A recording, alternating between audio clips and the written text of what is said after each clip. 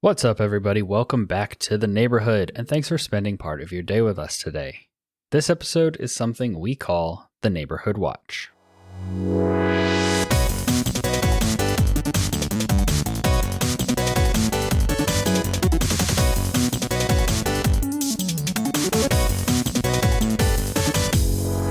Welcome to the podcast where two longtime friends and sometimes a guest talk about their favorite games from the perspective of an average player. My name is Andrew Kimball. And I'm Dylan Wren, and we are your friendly neighborhood gamers.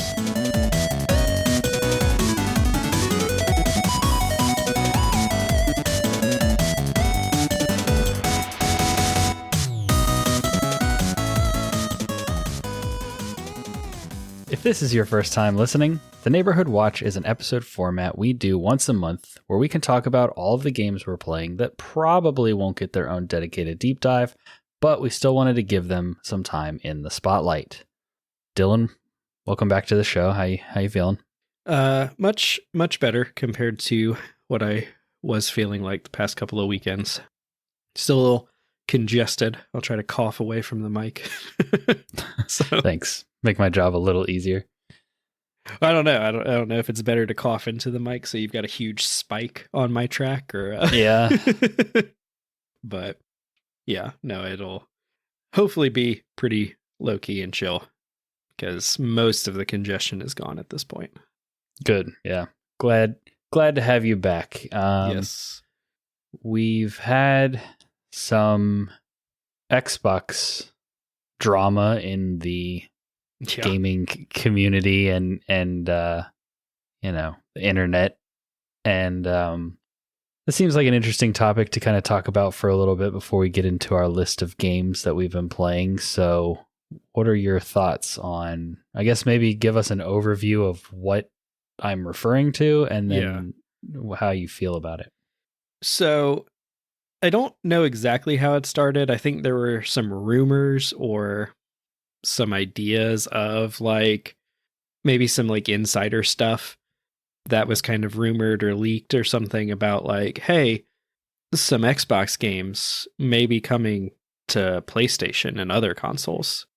And that proceeded into the internet, basically like melting down all of the console war fanboy on both sides were, in heated discussion about, like all of the Sony people were basically like, yay, it's the death of Xbox, blah, blah, blah. Like, you guys don't even have exclusives anymore because stuff's coming to PlayStation. And then there were a bunch of Xbox people who were upset because they're like, why am I even on Xbox if stuff's going to come to PlayStation and blah, blah, blah, blah, blah. And it was just a bunch of like negative Nancy's, honestly. A bunch of babies. A bunch of people who are just not in touch with reality at all and cannot have a normal, level-headed discussion about anything without just blowing it so out of proportion.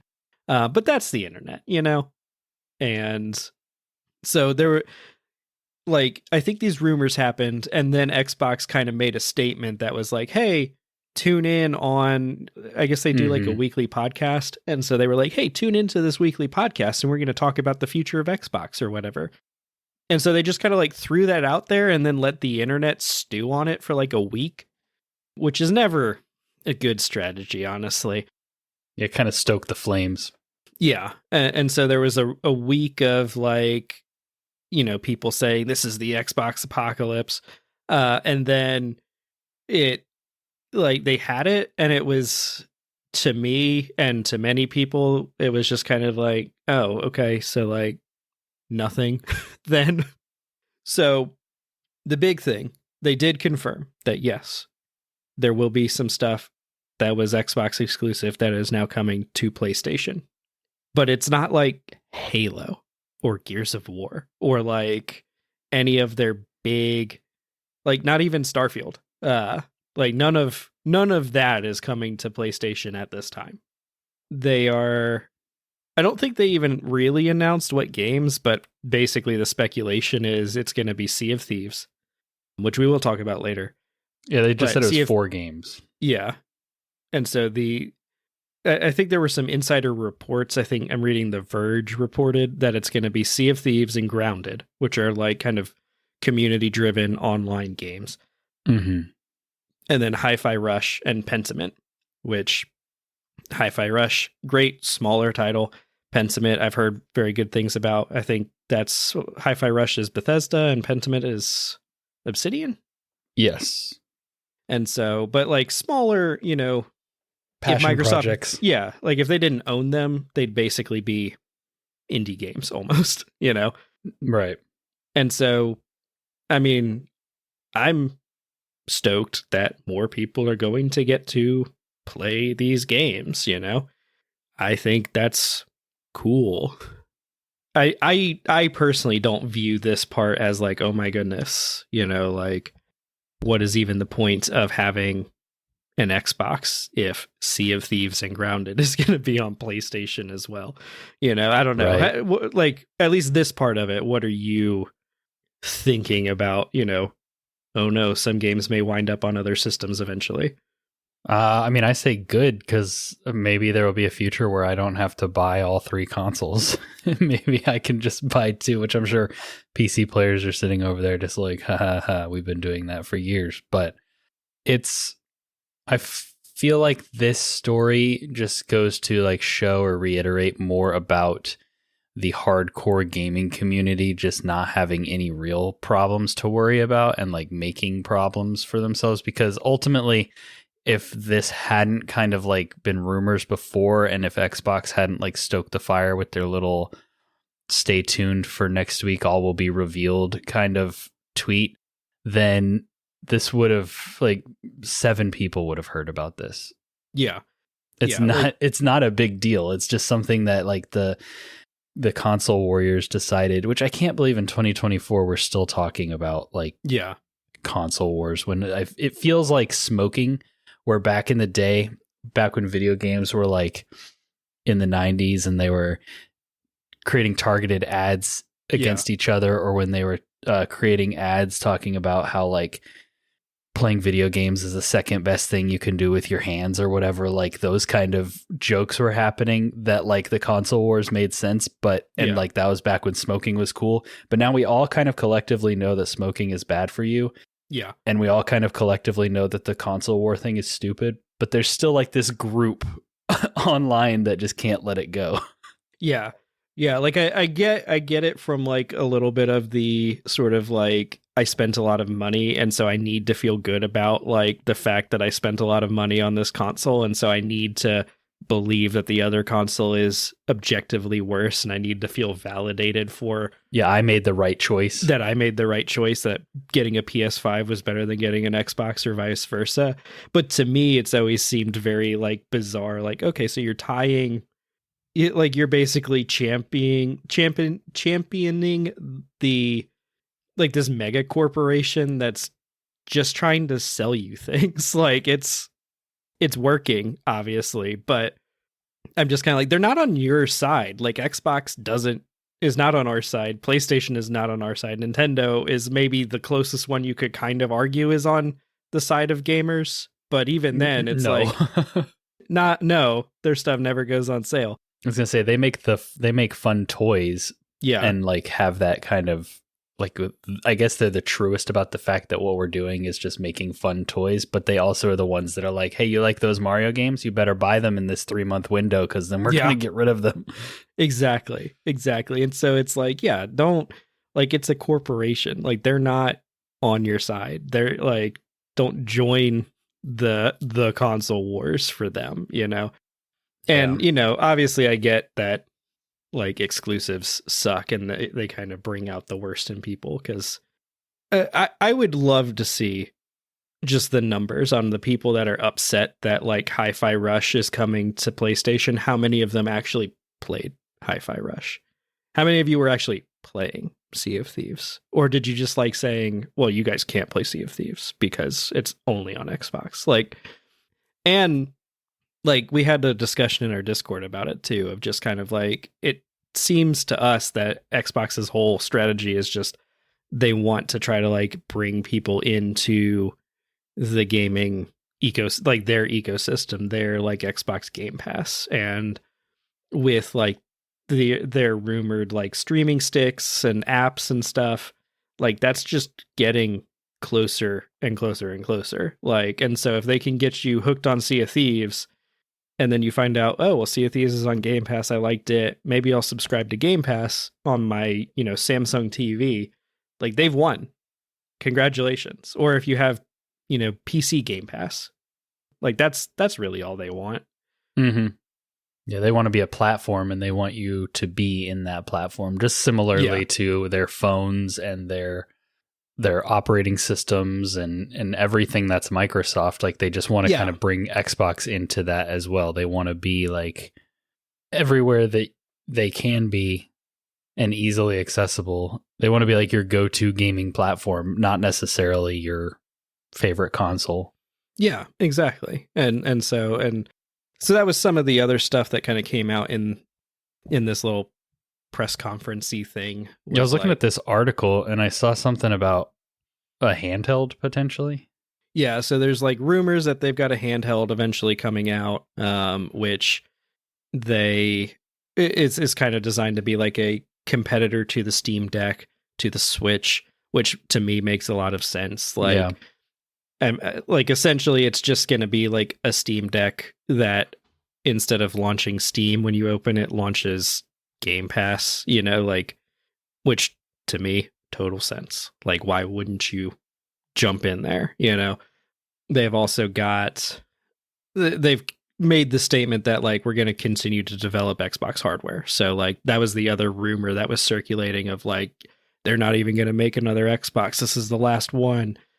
And it's like, yeah, no, they have no reason to stop making Xboxes. I mean, when literally the giant leak we saw earlier showed plans for the next Xbox. Exactly. Exactly. They're not outselling Sony for sure. They're not outselling Nintendo for sure.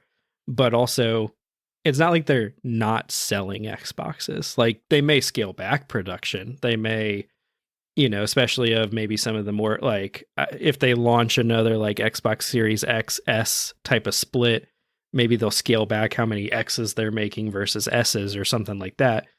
But there's enough people that are going to go buy an Xbox. And then when they purchase a game on Xbox, Microsoft gets a 30% cut of the game that they just like, they're not going to not do that. Like, yeah, there was just a lot of like, come on guys, get it together. Go touch grass. They also did confirm that Activision Blizzard stuff is going to be on the service, which was again like another like, really? Oh, shocking that your first party games are going to wind up on Game Pass eventually. The first one is going to be Diablo 4 at the end of March, which is cool. I think Diablo 4 is fun. So it's going to be a big influx of new people when that hits Game Pass. Yep. So I think that'll be cool. And then, you know, the other Activision Blizzard games down the road. I'd be the one I'm kind of interested in seeing is like, what do they do with like World of Warcraft? I don't really have a desire to pay a monthly subscription to World of Warcraft, but if like somehow it was kind of bundled into like PC Game Pass, like Game Pass Ultimate or something. Yeah. Like if there was some sort of like thing for that and like it paid for your game time and all you had to do is buy the expansions or something, like I could see myself being interested in that. Just to like mess around, maybe just go play WoW Classic Wrath of the Lich King or something. Yeah. So it doesn't make sense to drop the like monthly charge when people are still paying it, but now that Xbox owns it, I could see them reworking that model. I was going to say, to me, it makes sense to drop the monthly charge if you convert all of the people currently paying for WoW to Game Pass subscribers. Game Pass, yeah. Because it's like you could pay $15.99 a month or whatever it is, or $12.99 a month and just have WoW, or you could pay $15.99 a month and have Game Pass Ultimate, which includes WoW. And so for $3 extra a month, you have all of these Game Pass games. Like, to me, that seems like a good way to get a bunch of subscribers personally, but no, that makes sense. I guess I was kind of looking at it from the other side of like trying to get new people into WoW, but it makes sense if you're trying to get the WoW players into Game Pass. Yeah, that makes sense. And if you inflate the numbers and still make them buy expansions. That's, $50 every couple of years that they're going to spend if you get enough of them into it. So, which, I mean, if it's gonna be Game Pass, then I wouldn't be surprised if the expansions just come to Game Pass. But yeah, because there's it's that first party. I guess the other big one I'm interested in is Call of Duty. Just because I'm pretty much at the point where I personally am probably never going to buy another Call of Duty. Not brand new. I feel like the last few I've played have been like given to me or gifted or. Yeah, like I still enjoy like going into the zombies mode. There's like you and I still have fun when we happen to have one and we jump on to the multiplayer for a couple hours, but it's one that I just don't feel like I could justify spending $60 on at launch. And so you get it on sale? Yeah, well, yeah. But I definitely could see like, oh, if it's just included, like then really the barrier to entry is the like 250 gig install size. Yeah. So yeah, that's brutal. But yeah, so I think that kind of wraps up the Xbox rumors. I did see that there were a couple of like Helldivers has been blowing up, and Phil Spencer has made like a comment kind of like, yeah, it'd be cool if this was on Xbox, but like I get it. Yeah. Which on the one hand is like, well, Starfield's not coming to PlayStation, but on the other hand, it's like you did announce that you're bringing 4 smaller games to PlayStation, so yeah, it would be kind of cool if we could tear down those walls a little bit. Like, will a God of War ever be on Xbox? No. Could a Helldivers, which is developed by a third-party studio and just published by Sony, wind up there? I would love it. So yeah, cool. Well, are you ready to dive into our list of games here? Sure. I am down to talk about some video games. Then let's roll into our main topic for this episode.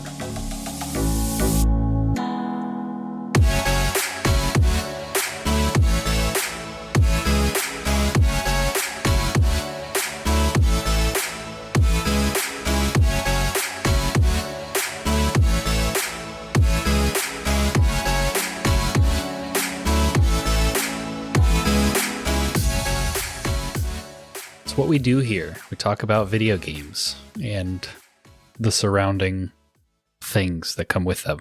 Sometimes drama, sometimes new consoles, sometimes who knows, whatever it might be. So for me, I've been playing a lot of stuff in preparation for future content, for future episodes.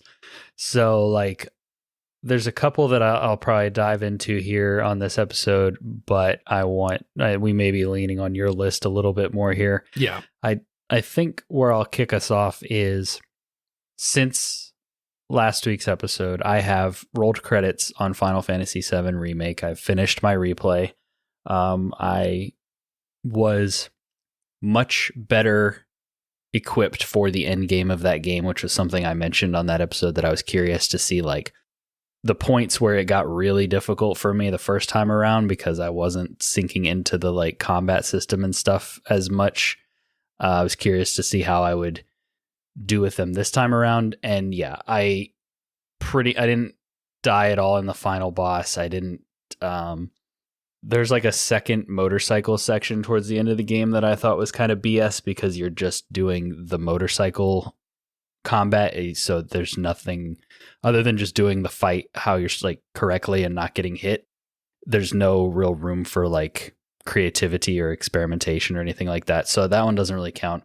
But for the rest of them, it was pretty straightforward. I had a good time with it. I enjoyed it. I felt like I grasped the ending stuff a little bit better than I did the first time around, but also I've had lots of conversations and also more. Yeah, well, and also just multiverse stuff I feel like is a lot more mainstream now, and just a concept that people grasp a lot like better and more consistently. But the main reason I'm bringing that up is because outside of the fact that you got sick, you were supposed to be on the Final Fantasy VII Remake episode, but you have played way less than Caleb and I and had maybe a little bit lower opinion of the game. I'm curious if you want to touch on that at all here, kind of retrospectively. Yeah, like It was one that I was surprised by because, like, in general, like, it seems like Final Fantasy should be the kind of thing that I get into and enjoy, you know, like a bunch of anime characters running around with big swords and gun arms doing in stuff. like a steampunk, cyberpunk-esque world, at least 7.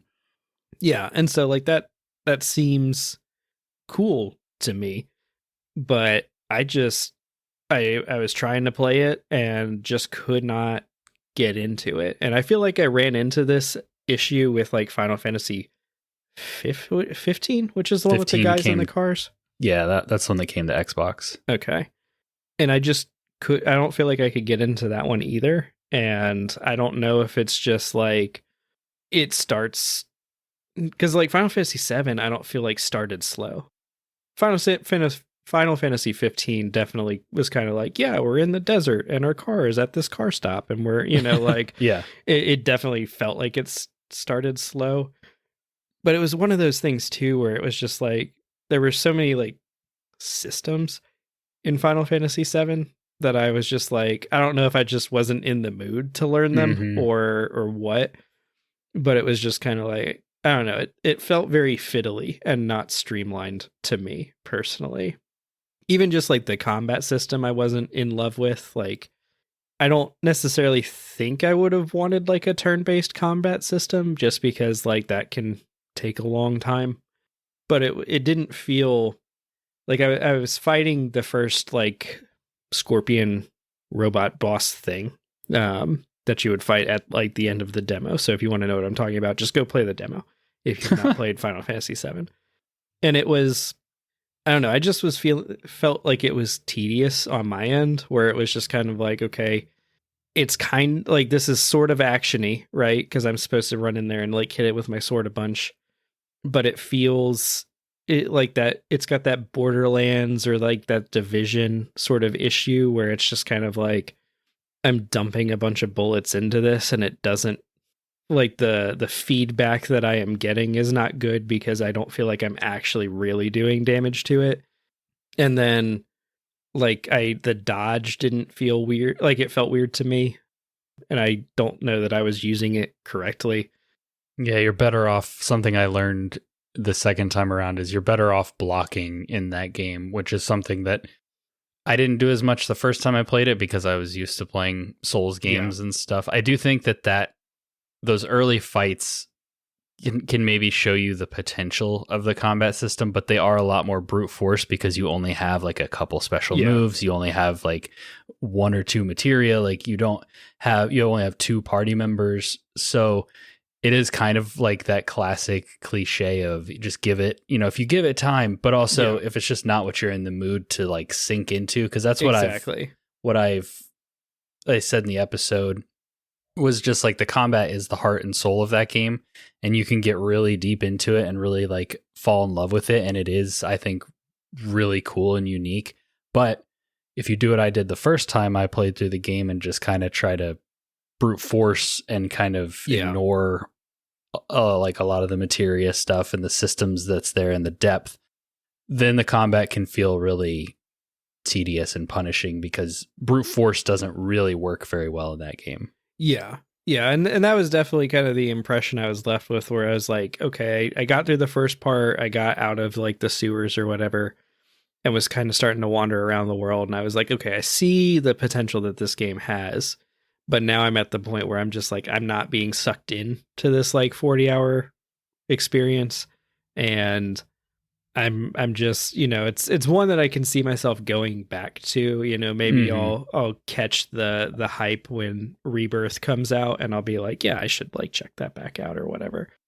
But as of now, it's one, like, it's still installed. It's still one that like I may go back to on on PlayStation, but it was definitely one where it was just kind of like, okay, I get why people like this. I understand it. It's just not sucking me in for some reason, which again I was kind of confused by, because I was like, it seems like it's got everything right up my alley, and maybe some of that is having been playing like Baldur's Gate and stuff like that, where I was kind of more in the mood for like this big open world, lots of Like at times I really appreciate the sort of JRPG, more linear type of story progression where there isn't as many there aren't as many opportunities to like kind of stray off and explore and do your own thing. Like I do appreciate that. I really like that in like Persona 5 and stuff, where it was just kind of like, okay, this is telling a story and you have the opportunity to make some choices throughout, but it's not like I've got to explore every little nook and cranny of this world. But at the same time, coming off of Baldur's Gate, I was kind of in the mood for more of that. And so I was like, okay, I'm feeling very like locked in, which I know it does open up eventually as well. Well, in the next game. Yeah. Final Remake is pretty linear throughout. Like there are some open areas where you get to do some pretty basic side quests, but it never goes like full open. Yeah. So, but yeah, I mean, it seems cool. I was also just kind of put off a little bit by just the very anime nature of it. I don't mind anime, but I guess I just didn't realize how right on Donkey's video was about Cloud's like noises that he constantly makes. And I was just like, all right, like I feel like Final Fantasy 16 is the one that will suck me in. Yeah. I feel like that would be, out of all of them, I feel like that would be the one that hooks me. Yeah. I do think, there's something to be said about just not being in the mood for a particular game. I think it makes a lot more sense to go to a game because you're just feeling that itch as opposed to trying to like play something for other reasons. I mean, like right now I'm playing a variety of games for, like I said, for future content, but all of them are kind of scratching different itches, so it's working for me.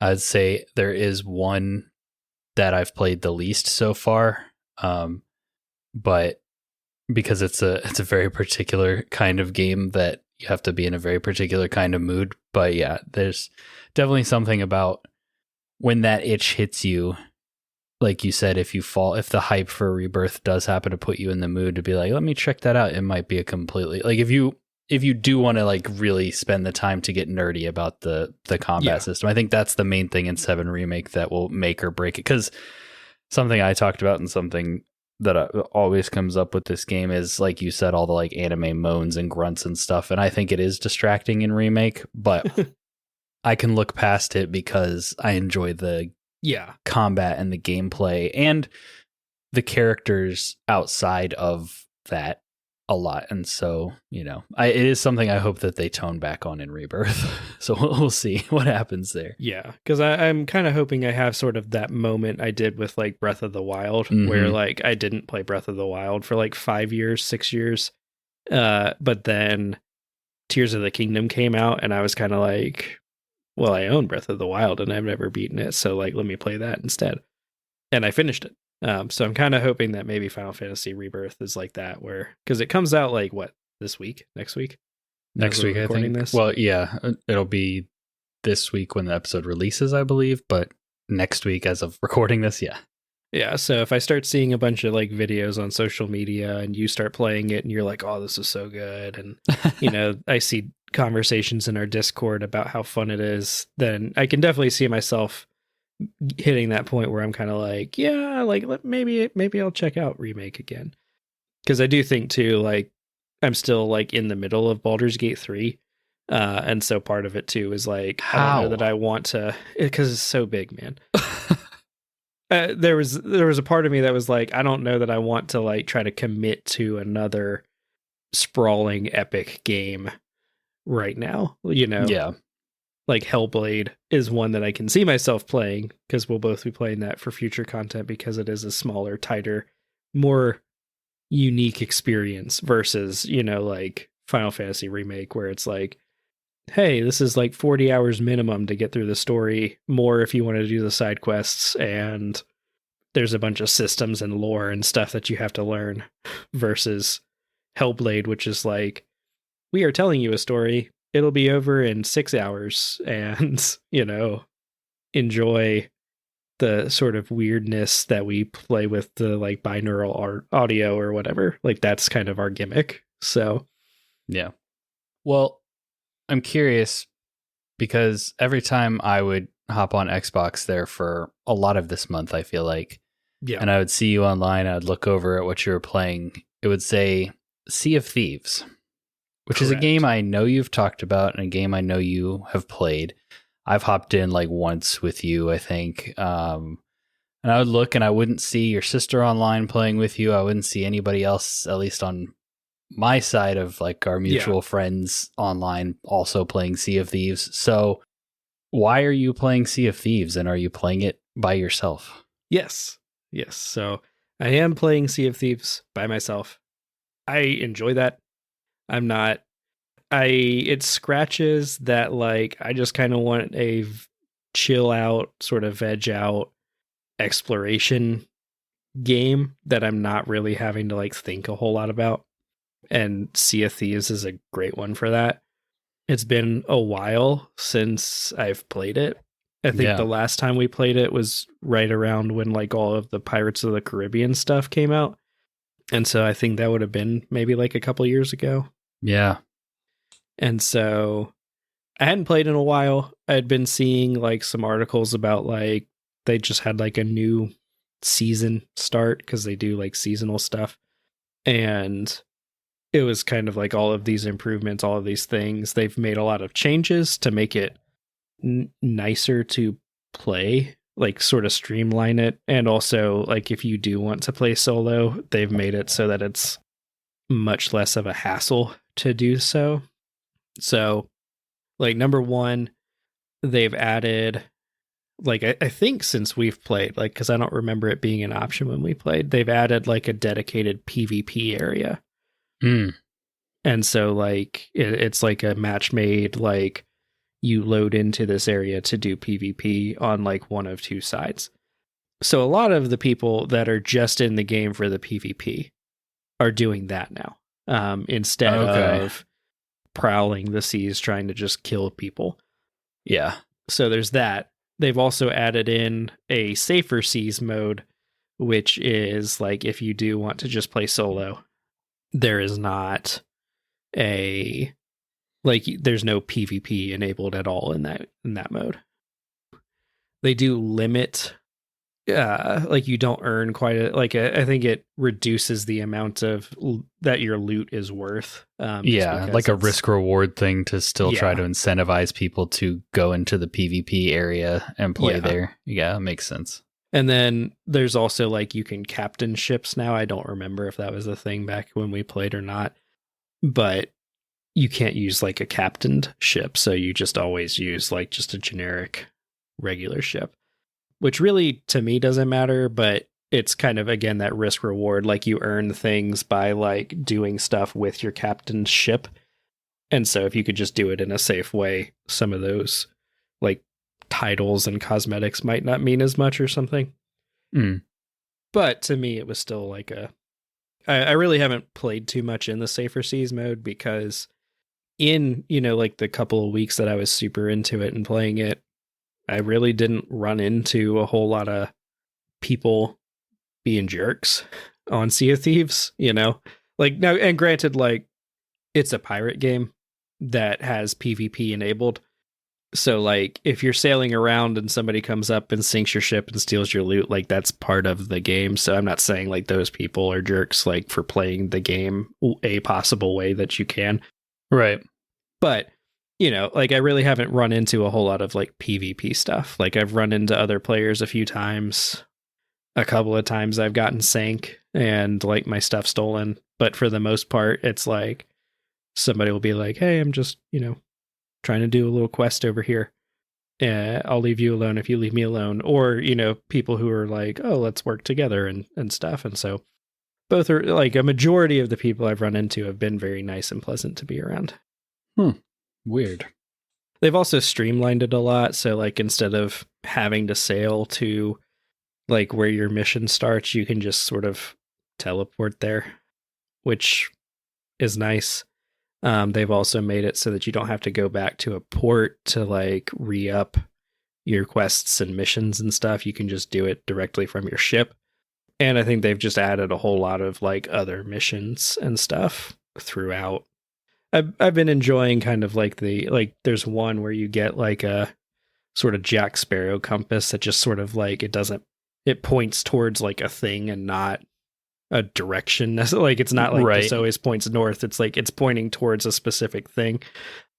And so you go around, you find like some pieces of a map that way, and then you find like a treasure vault on an island that you can like do a little puzzle, open up, and get a bunch of loot out of the treasure vault before it floods and stuff. And so that's like kind of cool. They've got a bunch of like skeleton forts dotted around that you can raid. They've got siren and mermaid places undersea that you can go dive down and do stuff with. So they've added a ton of stuff to the game that really scratches sort of that exploration and sort of chill out itch that I was craving. Plus they've still got, like the regular sort of story missions, the Pirates of the Caribbean story missions, the Curse of Monkey Island, Tale of Monkey Island. What's the whatever the most recent one was. Yeah. So like I haven't really done a whole lot of those, but like those are available in the game. So, but it's been cool. It's been fun. I've been enjoying it for a sort of not serious, not having to like think a whole lot about or pay attention to a story type of game. Nice. Yeah, on paper it sounds really cool. And I could see myself getting into it, especially back when I was like single. Yeah. And when I was playing like Grand Theft Auto with the same crew of guys like every night because I had the time. Yeah. We all had the time. Yeah. Hearing you talk about kind of making quality of life improvements and making the solo experience a little bit better, I may have to check it out again because it's the only option for pirate games. There's not a single other pirate game that exists that has come out recently. No, there isn't. So I can't think of a single other pirate game since basically Assassin's Creed 4 Black Flag, honestly. Yeah, I feel like Michelle Rodriguez was trying to tell me something, but I don't remember what she was saying because I keep skipping the ad as soon as I'm allowed to. It's such a bizarre like partnership. I'm like, are you playing this game, Michelle Rodriguez? Like, okay. Oh man, they're really catering to like, hey, did you watch Fast and the Furious, like the original one with Paul Walker and Michelle Rodriguez, and like that age group, which is honestly the age group that played Assassin's Creed 4 Black Flag when they were teenagers, and it is now they're advertising Skull and Bones 2 15 years later or whatever. God, yeah, I was talking with Jay and Phil the other night, and I said I'm pretty sure that the last delay for Skull and Bones was just to increase the marketing push, because that game is everywhere. It's on the Xbox dashboard, it's on the PlayStation dashboard, it's every other YouTube ad I get is for Skull and Bones. It's ridiculous. I've probably seen it on TikTok, I'm not sure, but it's like, man, they are pushing hard with the advertising campaign, and I still have no desire to play. If it was on Game Pass, I might dive in just out of curiosity, but I'm not paying $70 to just check that game out. No, like that's the thing, is like it coming out as a full priced $70 game. I'm just like, guys, like, what do you think? Like, my little brother was like talking about it, and he's like, yeah, it's actually like really cool. But he also like was too young for Black Flag. And so he's experiencing all of this. And I just want to be like, just go play Black Flag. It's the better version. Like it's.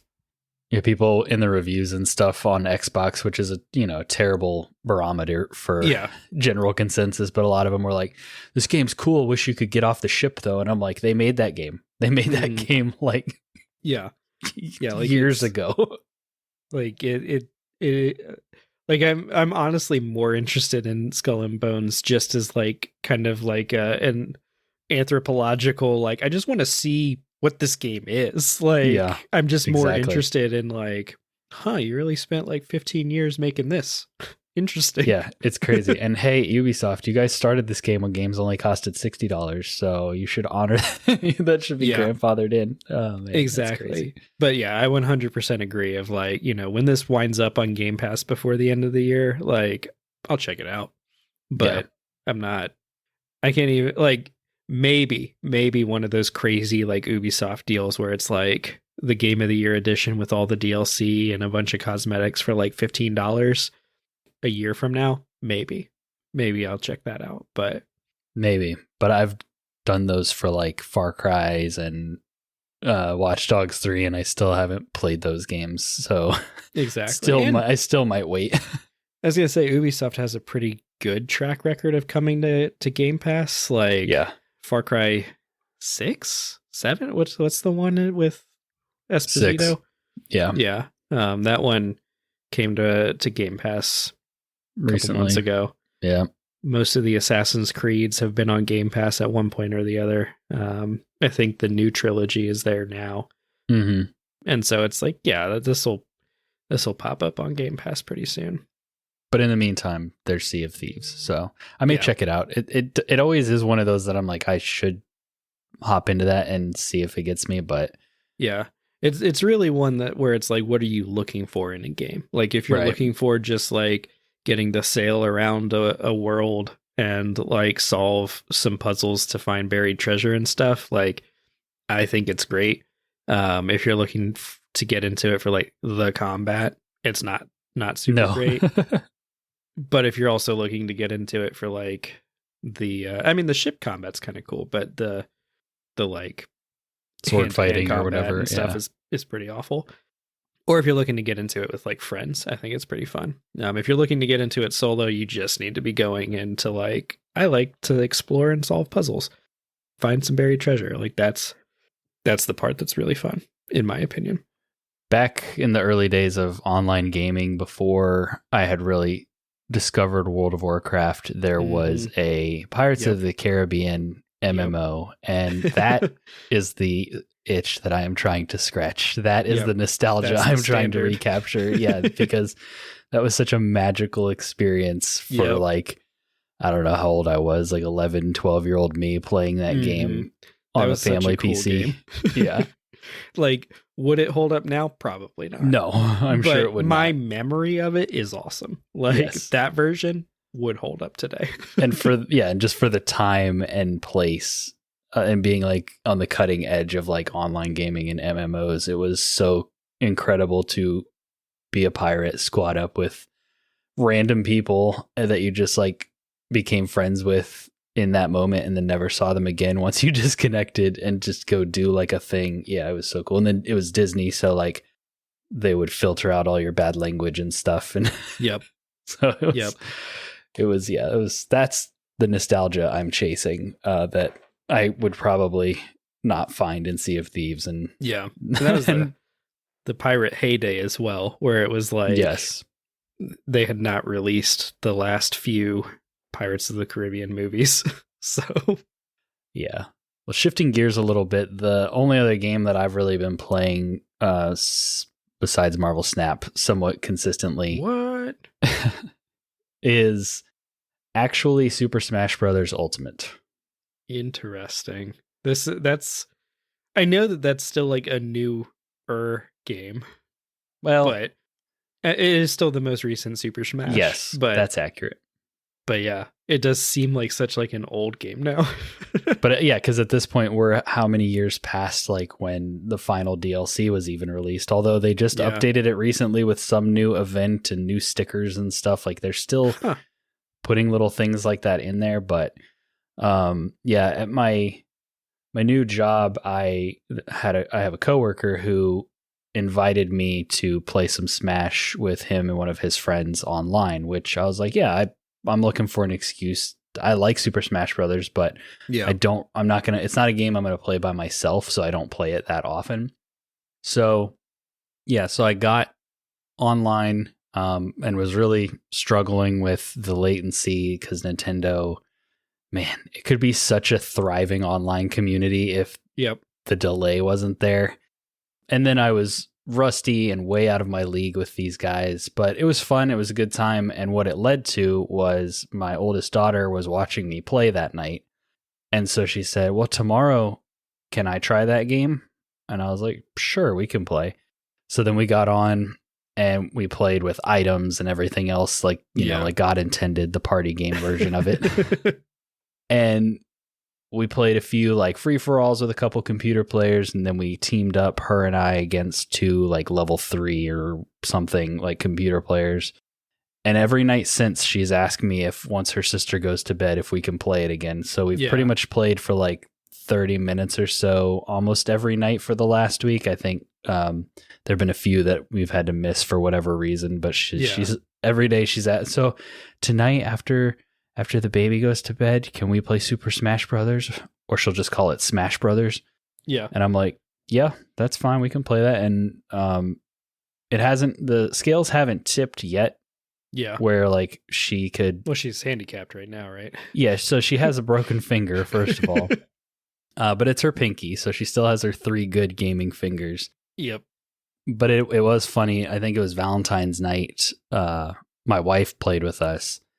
And hearing my daughter explain all of the like rules and buttons and stuff to Abby and being like, so you're trying to knock them off and you got to go pick this thing up and use it. And then this is how you do this with this thing.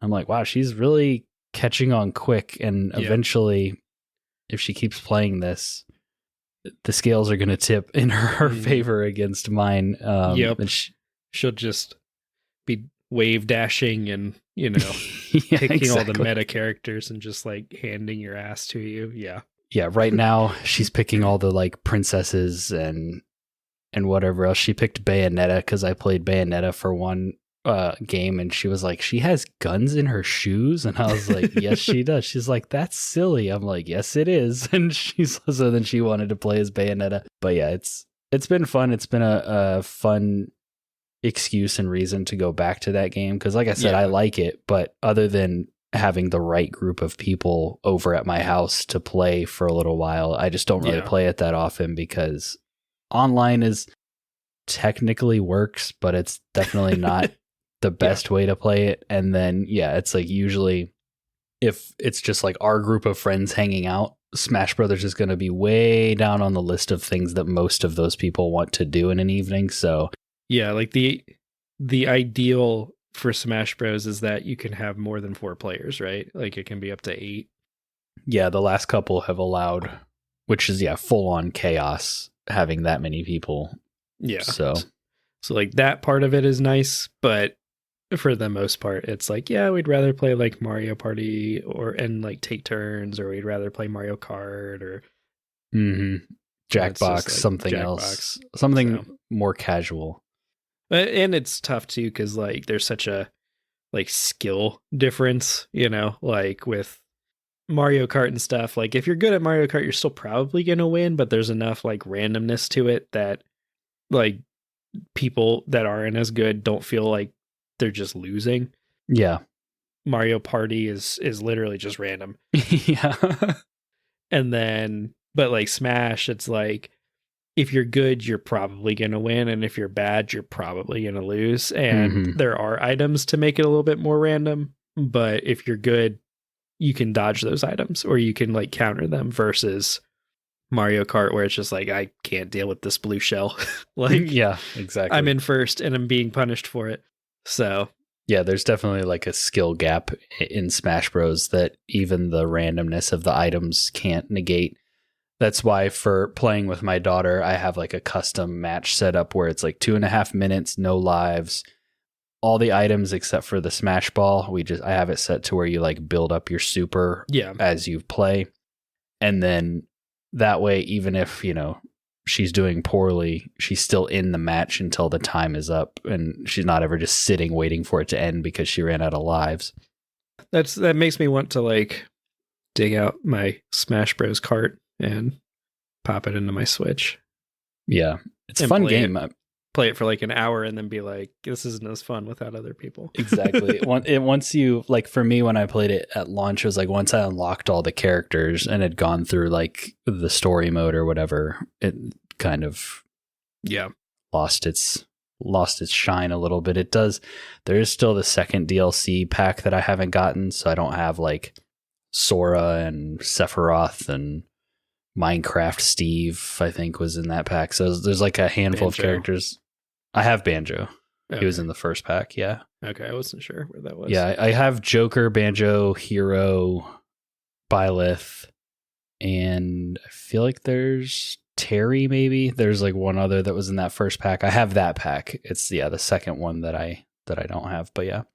So that, other than some stuff for future episodes that I'm very excited to get to. I can't wait till we're talking about these games in depth. That's pretty much it for me. What else have you been playing that you want to kind of round this thing out with? So I've been playing Baldur's Gate 3 a lot. Shocking. No. I am still in Act 3, but I have kind of wrapped up all of the like little side bullshit you can do in Act 3. And I am basically now at the point where it's like everything that I can do is either wrapping up a character's storyline or wrapping up like the overall storyline, which has been cool. It's been fun. I've really enjoyed what I've done so far, but also like it has gotten rough in terms of like difficulty. So like up until Act 3, or up until like the past couple of bosses, I just kind of like built my characters with whatever they came preloaded with. So like Shadowheart is a great example. Like she comes spec'd as like a cleric of trickery, like trickery domain cleric or whatever, which is not the best at healing and is, you know, more about like evasion and, you know, some buffs and stuff and like sneaking around and doing stuff. And so I just left her spec'd as that because I was like, you know, I'm just playing along with, you know, like what they came loaded as, you know, I'm not trying to like tweak or change it up. And I hit a couple of bosses where it was just like, I cannot beat this boss with the current makeup of my party. One of them was tough because there was a character I was not allowed to use in the fight. And then the other one was tough because again, there was not a character, or there was a character that I had to, that was like locked up that I had to like unlock during the fight in order to like get them back into it. And so like I was down to like 3 characters and it's kind of doing the thing where it's D&D combat. And so like this is an issue with D&D combat just in this game and tabletop, where the way to like make it feel like it has more stakes and to be a little bit more challenging past a certain point is you just add a ton more enemies to it. And so, because like past a certain point, like the player characters just have so much power because they are such high level that like they can just be like, here is my spell, nuclear bomb, it kills everything. And it's like, okay. So what they do to make it more difficult is they add like, here's like 27 NPCs that are going to fight you. So that even though you have these super powerful spells, like you get to go and do like your 1 to 2 actions and then 14 enemies get to go. And so like that was a bit frustrating just because I was like, I don't feel like this fight in itself is super hard. It feels just kind of like it's random because it's based on like, well, what's your initiative order? And, you know, do these, you know, like you're taking 17 hits. How many of them end up rolling a crit in that, you know, like you've got a 5% chance of rolling a crit. If 17 people are hitting you, chances are pretty high at least one of them's going to crit. And so that was like a little frustrating. So I did have to like go and respec all of my characters to like a build. Like a lot of the just like ability scores made 0 sense for like what the character was doing. So I like went back, I fixed all of those. I spec'd a couple of them into like a different branch of like, or a different subclass, and was able to like beat the bosses that I was struggling with. But I've definitely hit the end game where it's like, okay, so it's pretty much like do a little bit, have a big boss, do a little bit, have a big boss. And it's been fun. And it's been really cool getting to see like all of these storylines that have been sort of building up all game culminating. But also, I was like, okay, I can see why some people complain about Act 3 because it really does feel like some of these fights are a little tedious and a little bit just like way balanced in the enemy's favor just to make it challenging because they're just throwing a billion guys at you versus a very strong big enemy. So been playing that mostly. Played Pal World a bit. Yeah. Released a video about it. Yes. So I'm not going to like cover it super in depth because if you want to know more of my thoughts, you can go watch the video. You should go watch the video regardless. And it's basically just Ark Survival Evolved, but with Pokemon instead of dinosaurs. Like right down to like the way the menus and stuff are set up. It's just Ark. Which is on the one hand not super bad because I do like Ark. I do think it's a fun game. But on the flip side, the entire time I was just kind of like, I mean, cool, but I kind of just want to play Ark instead of this. Yeah. Like I don't have a lot of Pokemon nostalgia. And so I have not been craving a better Pokemon game for like 20 years. And so it's like, yeah, this is fine. Yeah, and even outside of the like craving a better Pokemon, Power World has just captured the like meme side of the internet. It's like it's the hot, fun, silly joke game that everybody's like playing and making videos about. So I think that's helped it catch fire as well. Mm-hmm. And like it does some cool stuff. Like I do like the exploration pieces. I do like getting to see all of the different Pokemon and whatever. But I hit a point where like the progression really slowed down and the exploration kind of, I was seeing the same Pokemon over and over again. And I was just kind of like, I mean, all right, like this is cool and all, but I feel like I've seen what I needed to see. I did appreciate a very well-adjusted and decent response from the Pal World guys. I don't know if you've seen it, but it was kind of like all of these articles have started coming out about how Pal World has lost like 2/3 of its player base in the past, 2 weeks or whatever. And the developer basically came out and was like, that's kind of just lazy because like we're not trying to make a game that takes up all of your time. Like games are fun. There are a lot of cool ones out there. Go play other games. If you're still playing Pal World, cool. If you're not, like if you've caught all of the Pokemon or whatever, like cool. We're going to keep adding stuff and we hope to see you back here sometime later, like it was basically cool. Like just a very measured, like I've been outside in the past week kind of response. And I was just like, yeah, that's kind of cool. I will probably reinstall Pal World down the road, when it has several updates. But yeah, I mean, I had fun with it. But I kind of hit that point, like I said, where I was just like, okay, I've seen what I kind of needed to see. It's slowed down enough that I'm just like, yeah, I'd rather play a different survival crafting game.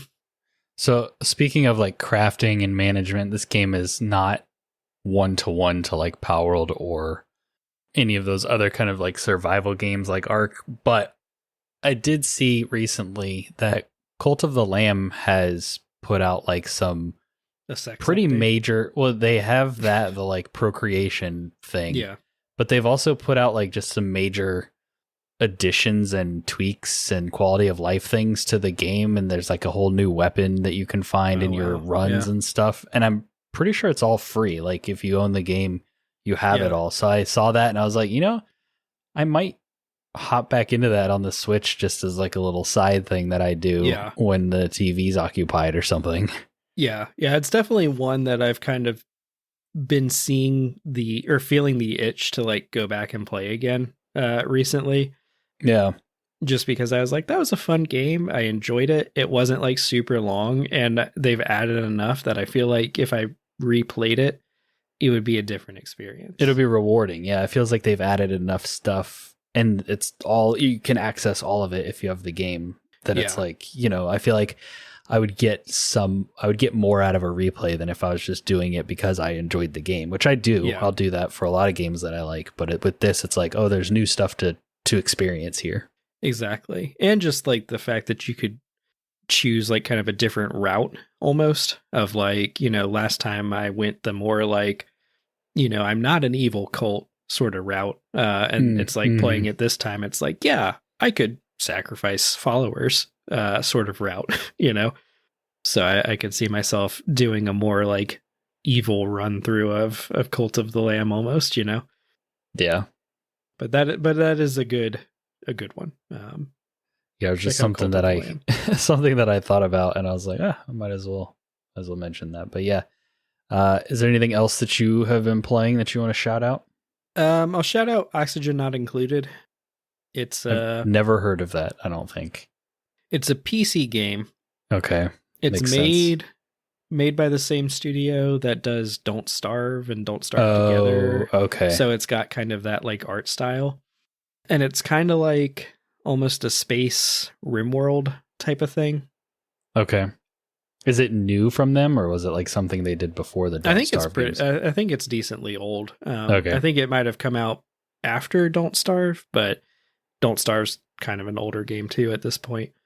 Yeah. But it's basically like you load into an asteroid or whatever, and you start to like mine it out and build up your base, and you have to, figure out like how am I going to get my little dudes water and food, and how am I going to, they have like a ventilation system in the game. And so it's like, as your little dudes are doing work, like they're breathing out carbon dioxide. And so you have to figure out like, okay, I've got to either like filter that or dig down enough, since it's heavier than air, that it, falls to the bottom. And I have oxygen towards the top or whatever. So it's been kind of like a cool little experience. I've tried to play it a few times and just not been in the mood to like learn the systems, but recently I have been, learning that system of like, okay, how do I actually like produce oxygen in a way that will keep my dudes alive? How do I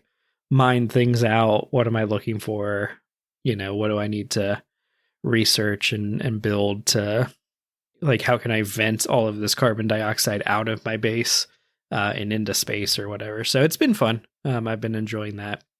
It's definitely like for the sort of RimWorld sort of emergent narrative base building crowd. Mm-hmm. So if that interests you, check out Oxygen Not Included. I think it's pretty cool. And I've been playing Magic the Gathering a bunch, just because a new set just came out. Been enjoying it. It's my Snap. Yeah, your card game of choice. That yeah, I fell off of Snap and moved over to Magic the Gathering, and I've been enjoying it. So nice. Yeah, I'm so deep. Like I'm still enjoying Snap. Like it's still my go-to action. Like when I pull out my phone or whatever. But this season, Last season, I played a ton of just like fun decks, and I never got out of the 80s. And I just was like trying different combos and trying, like, they released a character called Beta Ray Bill, who is basically like Thor, but a little bit, his ability is slightly different, a little bit more powerful. So there was like a nice combo you could do where if you got Thor on 3, him on 4, and then Jane Foster on 5 to pull their hammers, then you could play the hammers for 0 with Odin to get double hits on both Thor and him. Yeah. And so like I was trying decks like that were basically dependent on one combo to be good, but then they basically win the game if you get that combo. Yeah. This season I got tired of losing, and so I made a Deadpool Destroy deck, and I'm already like 96. Yeah. Yeah. Good to see that the Destroy deck is alive and well.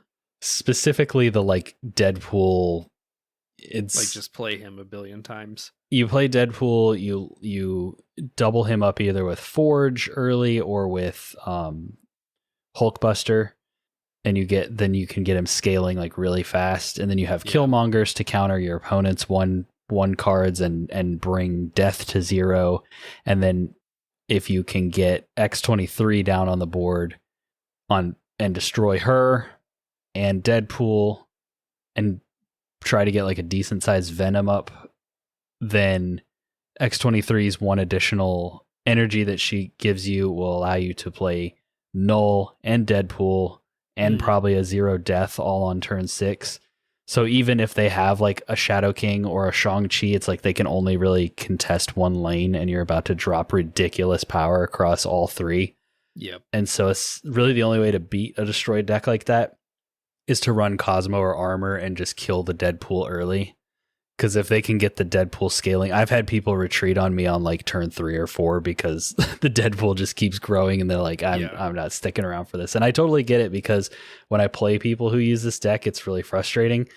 But I just got tired of losing and I was like, I'm going to try to get to Infinite and then I'm just going to go play Conquest a bunch. And because they have a cool Gamora variant that you can get. Yeah. So. Yeah. Yeah. Because I've been in a similar boat on Magic where I hit Mythic last season, which is their version of Infinity. And so this season I've been more so just kind of playing like just off the wall, like random stuff that I've made that is more so just trying to be like, here's a big dumb combo that I'm trying to pull off, or here's like just a goofy deck that I'm having fun with. So I have not been taking this season like super, super seriously just because it's like, you did the thing already, so now you can just kind of play around. Exactly. Like after grinding out Mythic last season, I was just kind of like, yeah, that was fun. But I'm kind of tired of seeing the same like 3 decks over and over again that are meta. And so I'm just going to like have fun with this one. Yeah, I try to hit 90 every season for the gold because it's like a consistent gold drop. But outside of that, I try to just have fun with the game. There are certain archetypes that like I really enjoy and certain ones that I don't at all, like bounce. I don't like bounce at all. But yeah, so still playing nice. Our nerdy card games, but Yep. Cool. Well, housekeeping. So same old on the podcast side. Give us your ratings and reviews. We would greatly appreciate it. If you want to come hang out with us, Discord is the place to do that. We got a growing server full of cool people that'll talk to you about video games. We've got people like Caleb, who was on our last episode about Final Fantasy VII Remake. So if you want to come in and talk to a lot of the people who have been on the show are in our Discord if you want to chat with them as well. And just cool members of the community. YouTube, Dylan, I know you just released your Pal World video as of recording this. Yeah, so Pal World is a video. So if you want to hear my more in-depth thoughts about that, or a more targeted video about that, go listen to Pal World on YouTube or watch Pal World. If you do, leaving us a like or a comment on that video would go a long way to help throw it into the algorithm. We also talked about Cult of the Lamb, which is another video that we have up on YouTube. So if our brief Cult of the Lamb talk piqued your interest, maybe go check that out. We also have a podcast episode that we did with Aubrey. Mm-hmm. Yes. And I think when this comes out later this week, there will be we talked a little bit about Final Fantasy VII. I believe there will be a Final Fantasy VII video coming out on Wednesday. And so if you want to check that out, that'd be cool. Maybe leave a like, comment to help throw that one into the algorithm. Yeah. Always helps.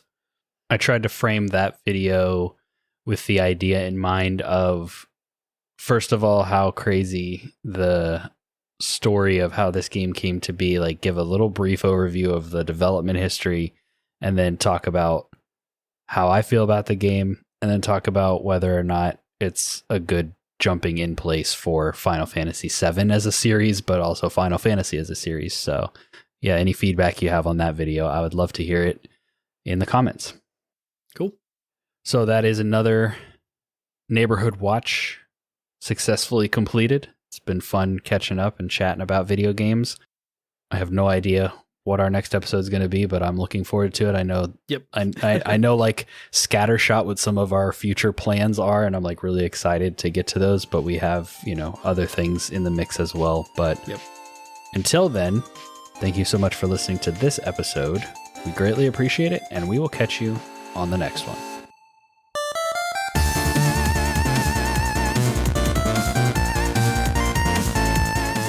We hope you enjoyed listening to this episode of the Friendly Neighborhood Gamers podcast. If so, we would greatly appreciate your help in growing the show and the community by giving us a 5-star rating and review on Apple Podcasts, Spotify, and any other podcasting app that allows it. We also have some great videos on our YouTube channel, including reviews, rankings, and other topics. We would really appreciate you checking it out. And if you want to keep up with everything going on in the neighborhood, follow us on Instagram and Twitter, and feel free to jump in our Discord server. We hope to see you there. Links for everything are in the podcast description. Thanks again for listening, and remember, Stay friendly, gamers.